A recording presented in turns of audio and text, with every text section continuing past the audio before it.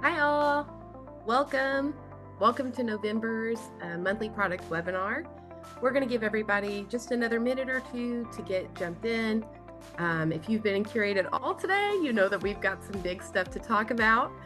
So we'll give everybody just another minute or two and then we'll get started.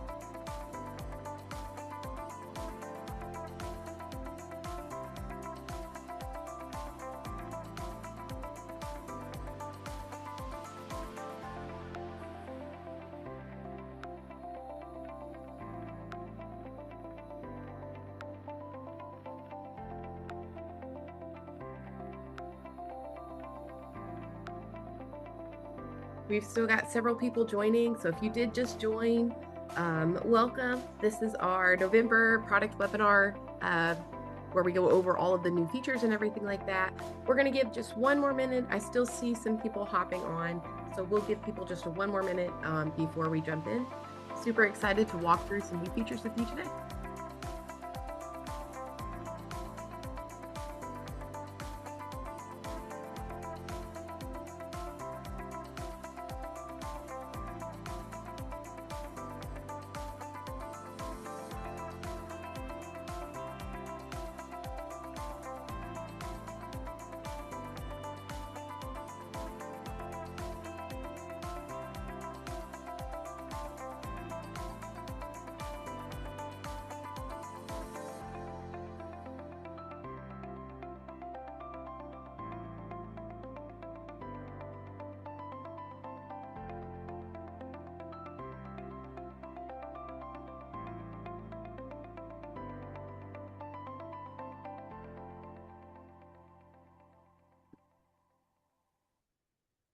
Okay, well, we're going to get started.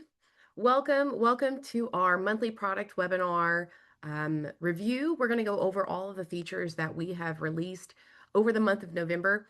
I think that we are going to talk about a few that we talked about a little bit last month. We're going to talk about them in a little bit more in depth this month. We have quite a few features to chat through. I'm really excited. I want to hear the feedback of everything that people have of everything that you've seen. I'm so excited to chat about that today. I'm Shannon. I work in customer success here at Curate. I've spoken probably with many of you. We have Brooklyn with us. She's really the primary person on this call. She's the one who's responsible for all of the magic that you see in front of you. She has a big part in taking that feedback, wrapping it up into a nice feature that we can deliver to our customers. So thank you for that feedback. Today on our call, we do have quite a few things to walk through. Um, I will say that we have our chat open. If you want to throw some things in chat, if you have some questions or some feedback, we share those things again with our development team and our product team. So if you have some feedback or something about some features, feel free to throw them into chat, throw questions into Q&A while we're walking through. After our call today, just like normal, it'll probably be tomorrow actually, that you're going to receive a follow-up email with the recording of the call with some extra resources that we're talking about it. But like I said, if you see a feature that you really like while we're chatting, feel free to throw that in chat. We love sharing that with our team. So actually, Brooklyn is going to lead the way today. I'll stop sharing my screen and I'll let her share. We'll start it here in the workroom. Yeah, thanks, Shannon. Let me share. And yeah, we have lots to cover. So I'm excited to show off all the features. So we're going to just dive right in. Let me share my second screen. All right, it should be sharing.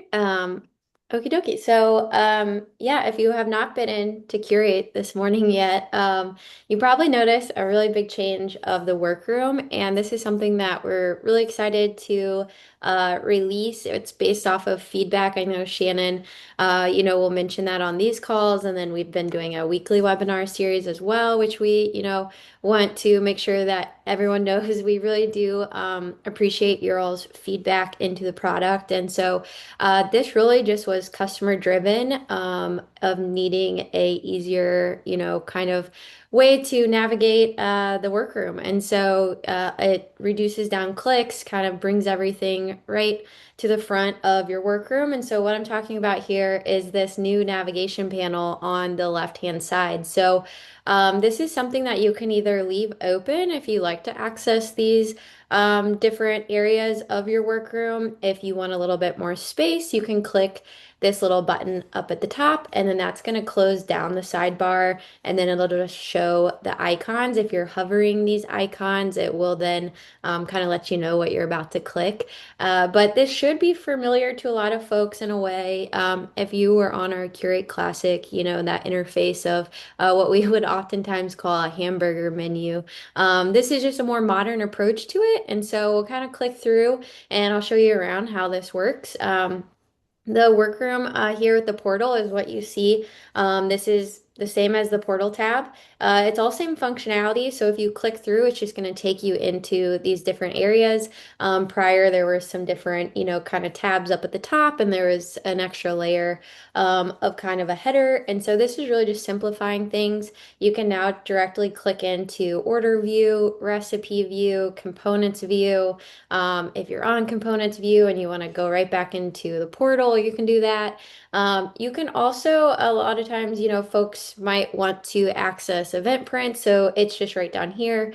You can kind of side click and then open this in a new tab. So if you like to use tabs like Shannon and I, you can open up these other areas right here from the workroom. Another way, though, if you click event prints, I know this was a feature prior, but just to kind of refresh our memories, if you click and it takes you right here, you can simply just click on the link of the event that you were on, and it'll pop you right back into the workroom. So, lots of different ways that you can click around and access. If you have rentals, your rentals will be here. Staffing, those are add-ons, of course, but you can click into payments, timelines. So we really hope everyone enjoys this new released update because again, it was all based off feedback and we kind of gave everyone a little sneak peek a few weeks ago, and we loved seeing your all's positive feedback of your excitement for this. And so it's live as of this morning. And so, yeah, we hope everyone is enjoying the new and improved workroom experience. And so I'll kind of dive in a little bit more into some other updates in the workroom before I pass it back off to Shannon. But just wanted to touch on this kind of big release that we have, and we've been excited to bring out to you guys with the new navigation menu. So if we're on the portal tab, we're gonna dive into a few more updates here. And we go to contacts. Some feedback that we heard was around accessing the contacts information. So if you click to edit here, this will open up your slide out, which is familiar. But if you want to edit one of these folks on your event, or even if you add a new contact on the event and you want to click down, there is this little note here. It says you can edit the contacts information in the contacts tab. Prior, when you would click that link, it would just take you into your contacts folder. And so we've updated this now. So, and I'm just going to open a new tab for it so that we can stay in the workroom. But this will take you directly into that specific contact. So that was based off of feedback, just to kind of help you guys move faster, access it quicker. You don't have to, search after landing back into the contacts folder. It'll just take you right into that particular person that you might want to make some adjustments on around their information or their contact details. I'm going to go back here to our workroom. And then the next one that we're going to talk about is editing on the portal tab. An update that we've made here as well is going to be if you like working from the portal view on this portal page, you can now access and edit the section. So you can click here. This is going to open up this slide out. You can now edit the section name, description, photos, and then you can adjust these visibility settings. So prior, you'd have to go back into the orders view, and we heard you guys that you like to work in Portal, and just kind of making sure that these access points are available in different views. So this is a new update that we have. You can see it below as well. You can also edit the line items, which we've had released, but now you can edit those sections too.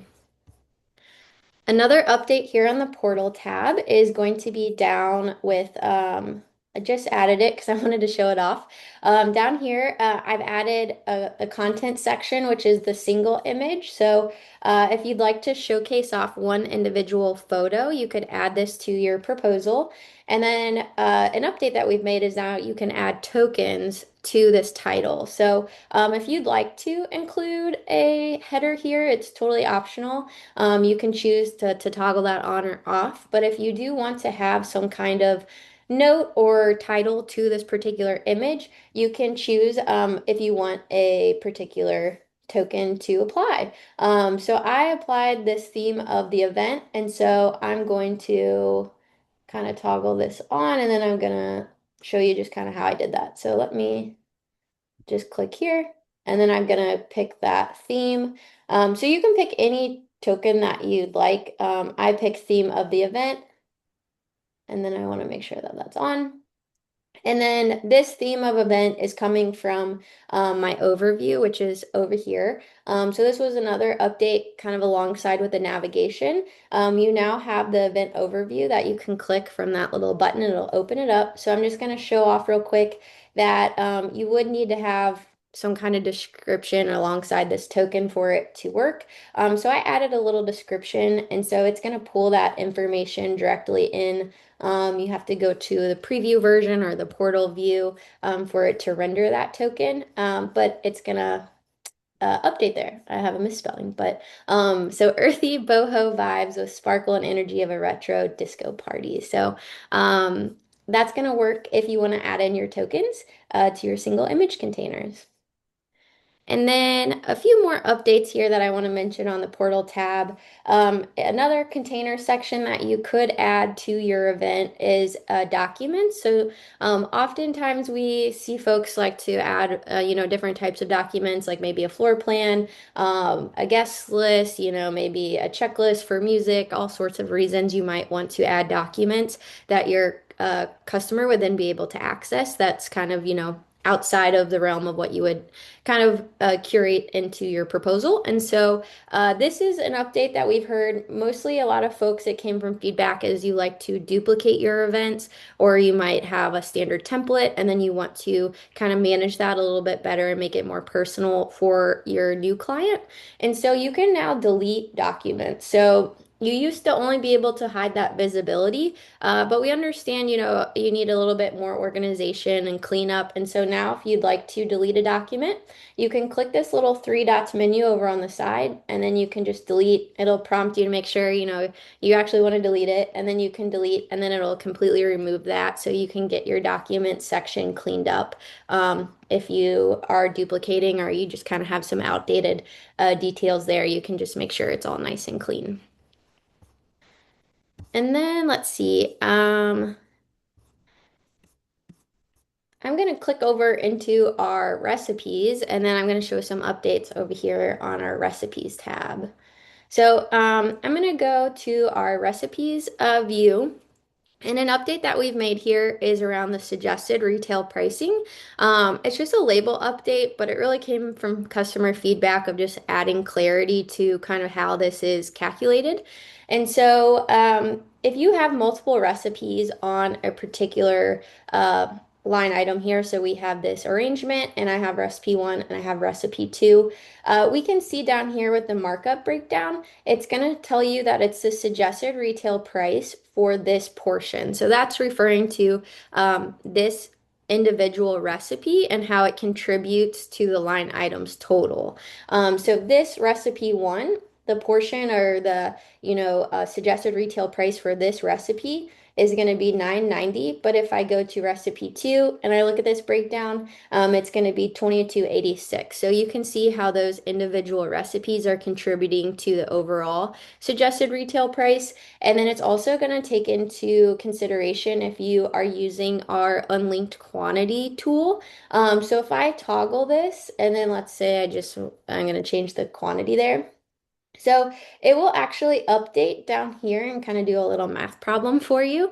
And so it's going to show you that this recipe total is now being multiplied by 4.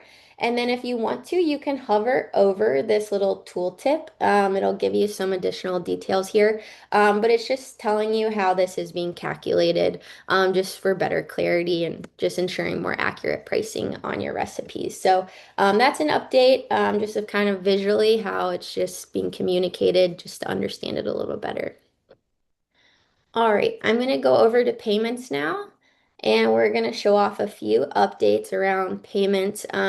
One in particular is going to be around emailing your payment receipt. So, as you all know, you do get an automatic transaction receipt, but sometimes folks like to, or maybe you are manually logging and you want to send an additional receipt, things like that. You have access to do that under your payments history. So you can click these little three dots. It'll pop down that you can email a receipt.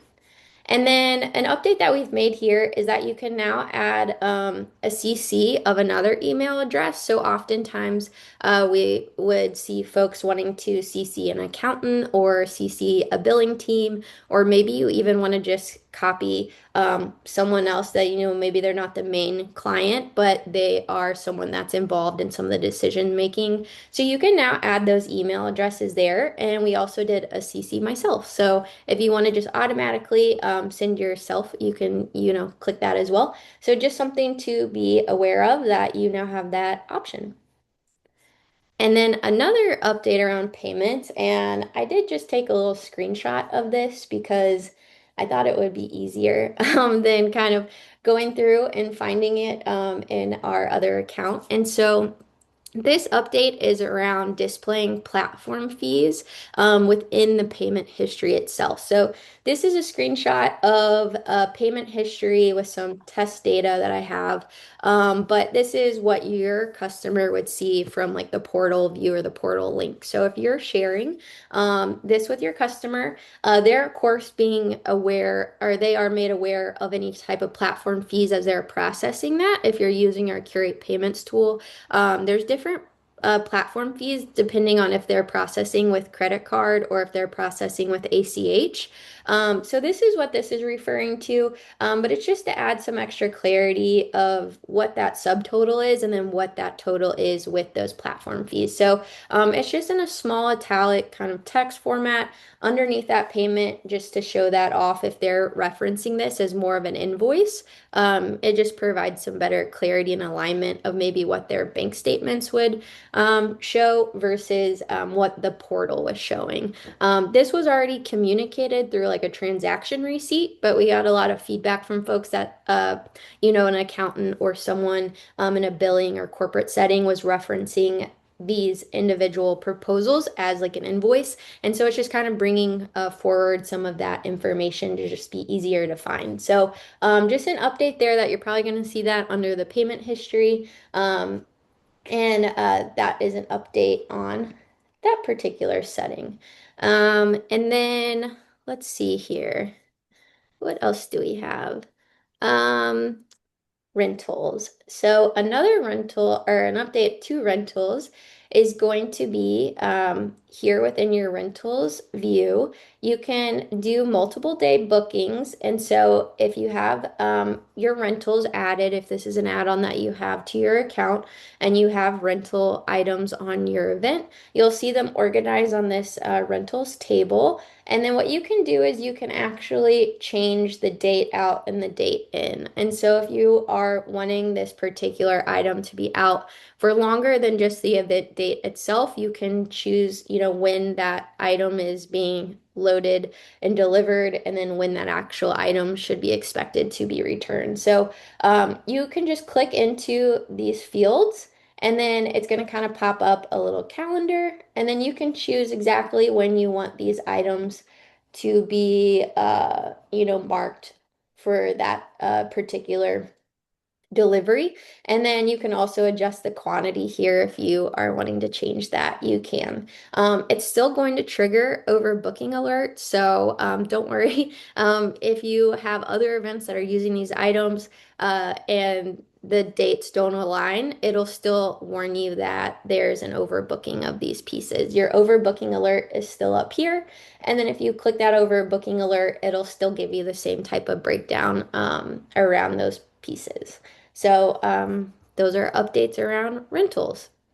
And That's so exciting. That has been a much anticipated feature where you can do multi-day. So if you know that you have a certain item that you need to make sure it's available the day before, the day of the event, and the day after. That's how you can block that off on your calendar. So you're still going to get an overbooking warning for your other events. You can always like not ignore your overbooking warning, that's okay. But it really brings that to your mind of like, yes, this item, we actually need a 3-day time span for this item instead of just the day of the event. So that's so exciting. What an exciting I'm glad that's out. And there's more to yeah, come, right, Brooklyn? There's more to come with yeah, rentals, we're still working on enhancements, so there's more to come. yes. So we're excited, but yeah, as of now, you can do the multi-day, and we have a few more things up our sleeve that we're excited to announce soon. I can't give too much away, but yes, it will be some enhancements rolling out with rentals to kind of improve the experience around that. So That's yeah, exciting. we have lots of a good updates since I guess just even last month that we've all met together. So I'm going to pass it back to Shannon. She's going to cover a few more areas, and then I'll kind of wrap us up at the end. Okay. Let me share my screen. Let me make sure I'm sharing the right screen. Okay. Okay. So this is something that we kind of talked about. Some of these features we kind of talked about last month, but I'll go through a few of them here on the dashboard here. I'm actually going to go down to this Union Station wedding template. So that's a template that we had created.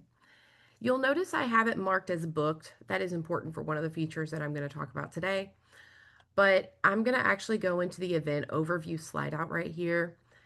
Down here, if you didn't know, you can have what we call a portal name. So basically, when your customer is just looking at this tab up here, you can choose what they see. Now, if I'm looking at this one for the template, I don't have anything special located in there now, so it's just called Curate Portal. It's just a very straightforward Curate Portal.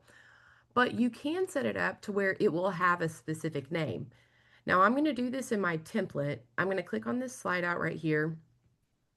We have recently released where you can have personalization tokens for the portal name. So I recommend doing it in your template so that whenever you duplicate that template to make a new event, it's just already going to be there.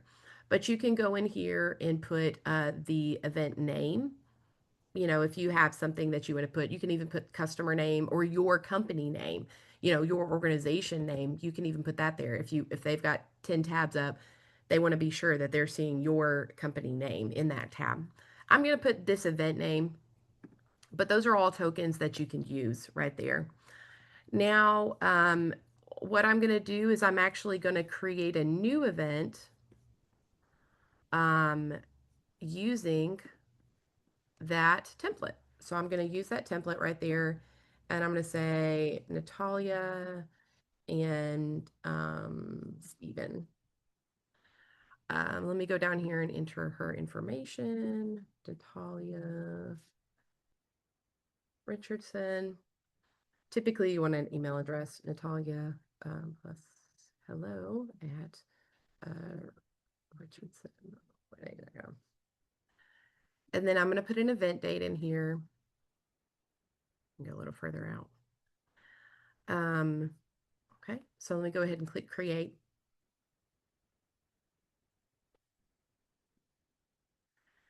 Now, say that I was done. I'm going to go ahead and publish this event.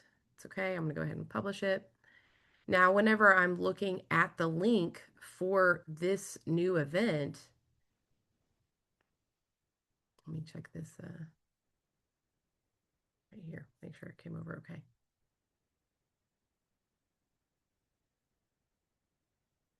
Hmm. I think didn't come over. That's okay. I'll figure it out. But we're going to come here. I'm just going to put the event name in here in this token. I go ahead and click publish. Let me just refresh. There you go. So you can show whatever it is that you're using with your token. I want to make sure that that token is coming over correctly when I duplicate, but just that will enter whatever that information is. So if you want to put their name, if you want to put your company name, that can be in that tab so that that's what they're seeing whenever they're looking at their computer. The other thing to note, whenever I created that new event for Natalia and Steven, we did make a flip that whenever you duplicate events, they are going to automatically go to the created stage instead of keeping the stage where it was. There are reasons where it could be good to keep it in that stage where it already was, but based on feedback and customer feedback, we flipped it to where now it's going to just automatically be created whenever you create a new event or whatever that initial stage is for you. For us, it's created, but whatever that initial stage is for you. The other thing that's here, if I go to, I'm going to go back into that Natalia and Steven event here. Now, if I download this event, okay, and I go into, I can print this here. It'll show the event of the name of the event, the date, and the page number. So now that is included. I think we talked about that a little bit last month, but now that is included on all of the pages whenever you're printing that event. That's on there. Okay. The other thing that I'll look at, let me see if I've got staffing on this one. I don't think I've got staffing. Let me jump back to one that's got staffing. I'm going to jump into this Alicia and Allen event right here. Now we do have staffing added into this event. So you can see I've got my senior floral designer, my assistant floral designer. You could have wait staff, chefs, delivery drivers, whatever it is that you want to include on the staffing. I'm going to jump over to my prints just to take a look at this on my prints. So you'll see that you have the ability to uh, include staffing on your events on here. So if I want to go to a much more streamlined view, I'm going to go down to my pack list, but I'm also going to include my staffing. So if you want to include those staffing roles, you can. You'll be able to see those on your prints whenever you're pulling up your prints that's there. Okay. I'm going to hop over to the catalog here. Okay, if I hop over to the catalog, I'm going to show the next one. The next one is just a more open searching method. So if you have some things that may be saved, but you're just not remembering what it is, if you just don't remember what did I name that thing exactly, now it is much easier to search for things in your products, in your components, in your rentals, in your staffing, in all of those. You can search. So, for example, on this one, I wanted to search by entree. I just wanted to see anything that had entree in it or said entree in the tags or anything like that. It's going to filter anything that's just got entree in the tag. I don't have any that's got that in the word. The other thing that I was looking at whenever I was testing it was floral. If I have floral, even in the description, some of these I know I've got floral in the description. If I put that in there, it's going to filter it down. If it's got a category of floral, if it's got a name in it's got floral in the name, if it's got floral in the tags, it's going to search by all of those things. So now it is just much easier to find whatever you're looking for whenever you're looking in your catalog, in your components, in your rentals, and in your staffing. Super easy to now do a lot more searching. It's a lot more open um, in your catalog. Okay, I'm gonna stop sharing really quickly. I need to flip over to a different view to show the next ones with gratuity and our integration. So let me pull up that tab. I'm gonna share my screen. There we go. So I am going to pull up, let me refresh, go back on the boundary. I am going to pull up to look at gratuity and our integrations here. Let me share that one more time.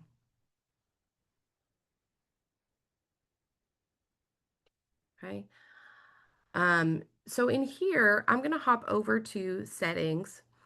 If you did not know on payments, so let me back up to payments really quickly just to let you know.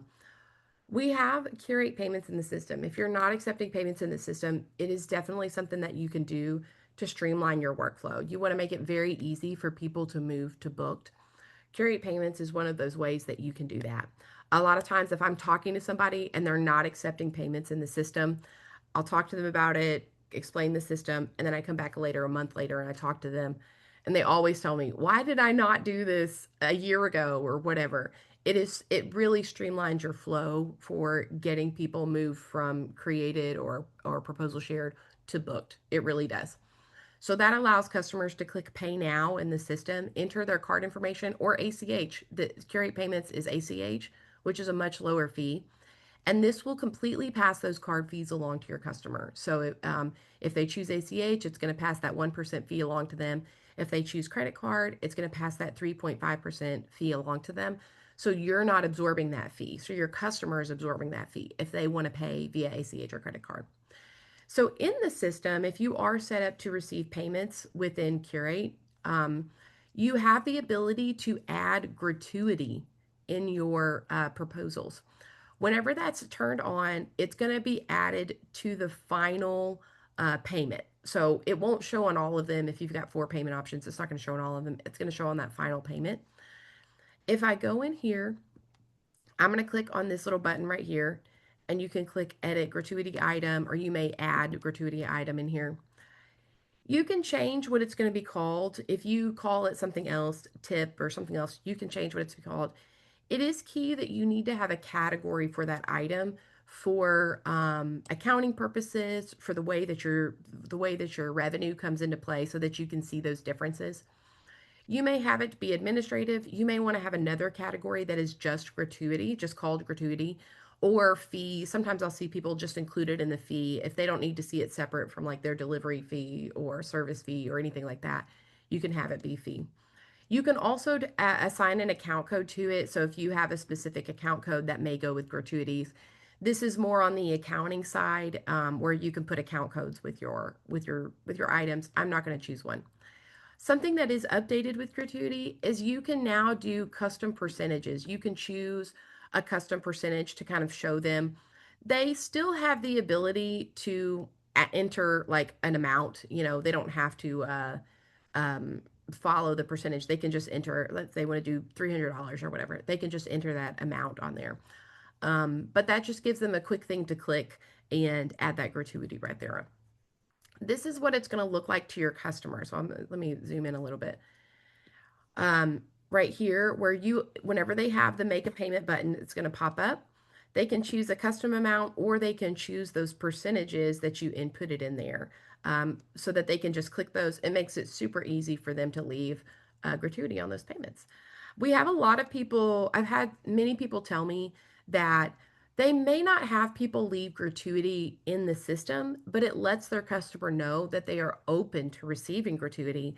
So usually they'll receive something on the day of the event. After the service is completed, they will receive something. So even if you're not always getting them in Curate, just having it on there shows that your customer, that you are open to receiving gratuity or tips, if you in the system. Okay. Last thing for me before I push back to Brooklyn is going to be integrations. I'm going to jump over to the integrations. Something new that we've done here is where now the remainder of the integrations, they have the ability for you to automatically sync them at a certain stage. So maybe when it moves to booked, that's when we automatically want to sync it over to QuickBooks. You can now do this for all of the integrations that are here. You can do it for Galley. You can do it for Nowstead. That's a staffing software. Galley is a food and recipes software. But you now have that ability on all of them. QuickBooks is the one I'm most excited about. People ask for it. If you want it to automatically push over to QuickBooks, now you can set it up right there in the system. All right. Okay, I'll pass back to Brooklyn.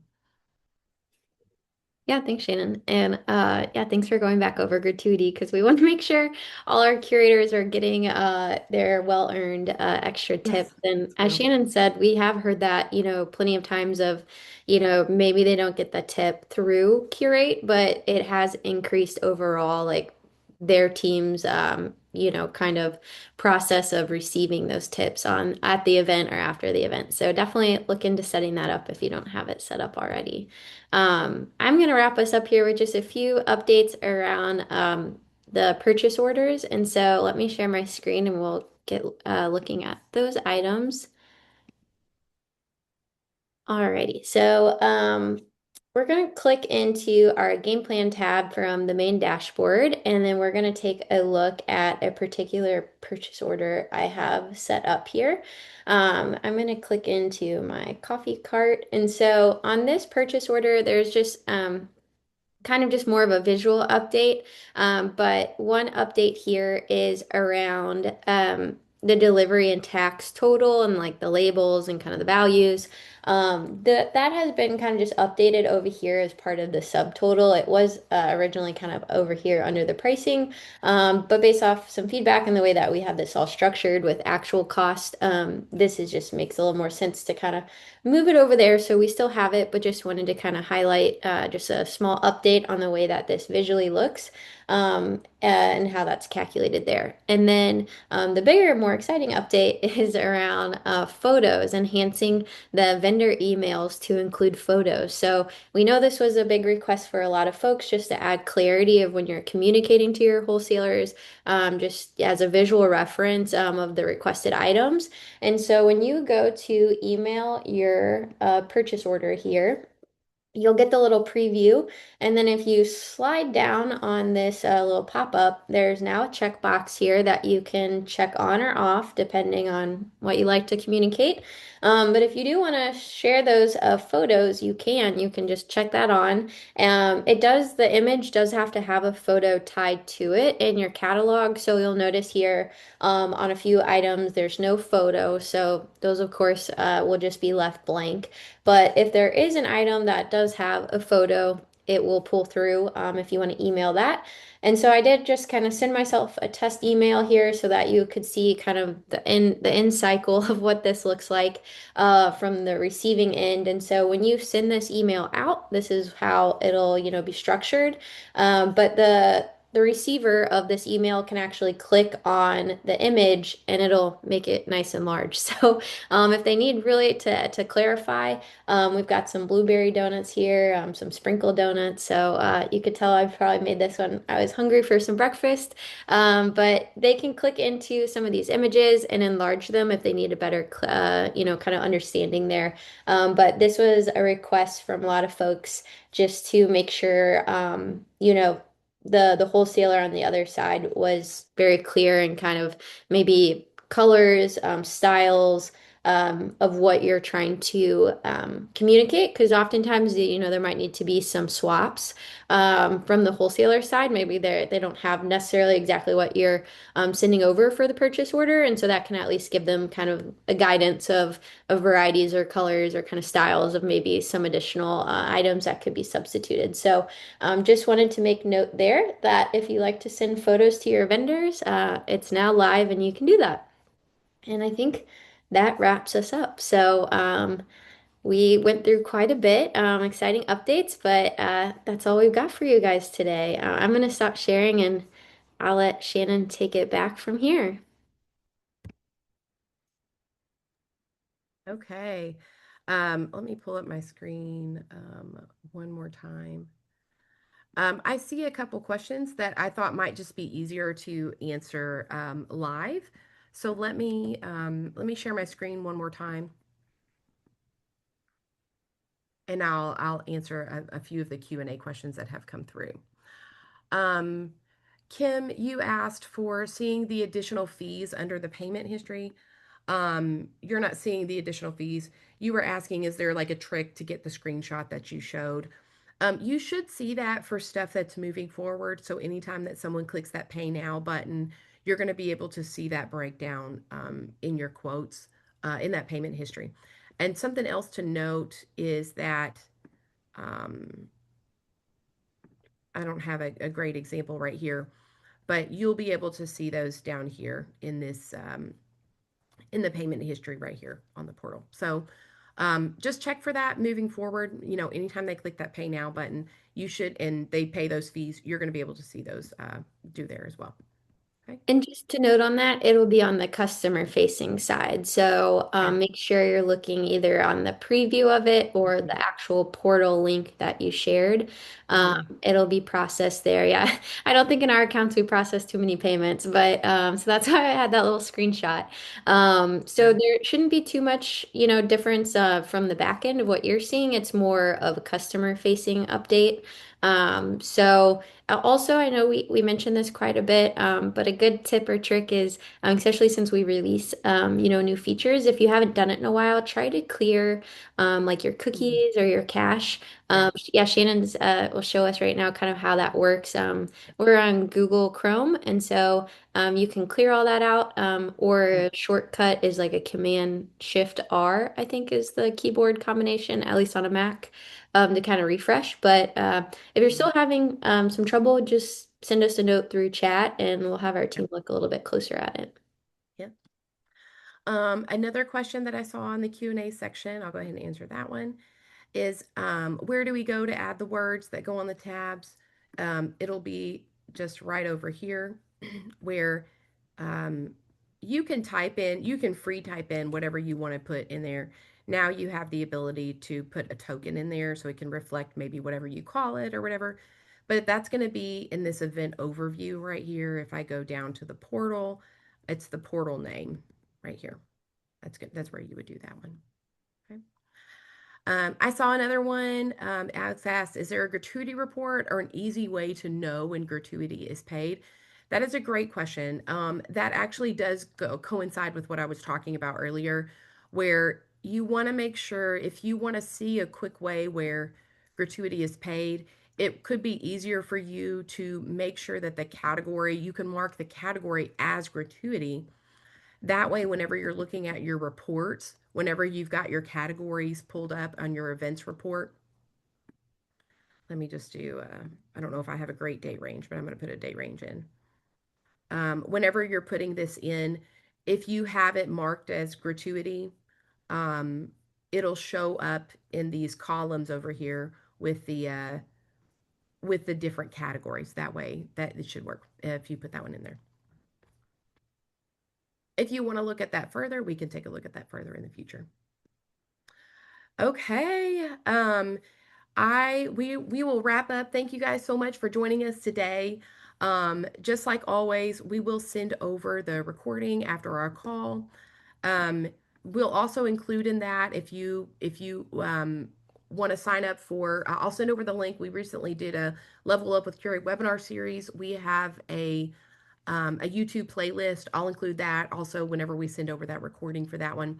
We'll send over the link for product board if you guys want to add anything, your portal where you can go in to add any sort of um, requests or anything like that. We also have the affiliate program. I'm really guilty of not talking about the affiliate program a lot, but just know that we do have this place where you can have a referral link.